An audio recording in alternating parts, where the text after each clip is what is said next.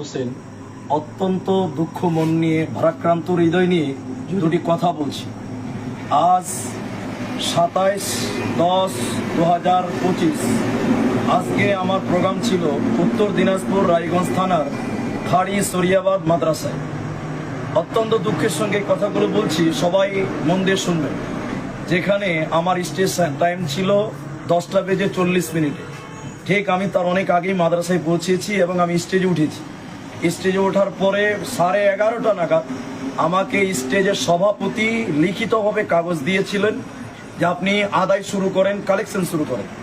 তারও 10 মিনিট পর আবারও আমাকে বলেছে আপনি কালেকশন শুরু করেন।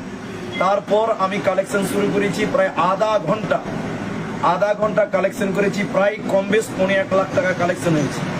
কালেকশন চলতে চলতে শেষ মোমেন্টে মাদ্রাসারই জলসার কিছু কমিটির কিছু লোক, যাদেরকে আমি ব্যক্তিগতভাবে জাহেল মনে করি বা অজ্ঞ মনে করি, ডাইরেক্ট স্টেজে এসে আমাকে ধুমকি দেওয়ার মতন, মারার মতন কথা। কেউ এসে বলছে যে 1 ঘন্টায় শেষ করে দিবেন, কেউ হচ্ছে 1.5 ঘন্টায় শেষ করে দিবেন, অথচ আমার 1.5 ঘন্টা হয়ে গেছে। এবং এমনও লোক এসে আমাকে বলছে যে তোমার চামড়া উঠিয়ে দিব 2 ঘন্টা জলসা না করলে। বিভিন্নভাবে হ্যারাসমেন্ট, বিভিন্নভাবে হুমকি এবং আমাকে নিয়ে টানা হেচড়া করেছে কমিটির অধিকাংশ লোকেরা। অথচ সেখানে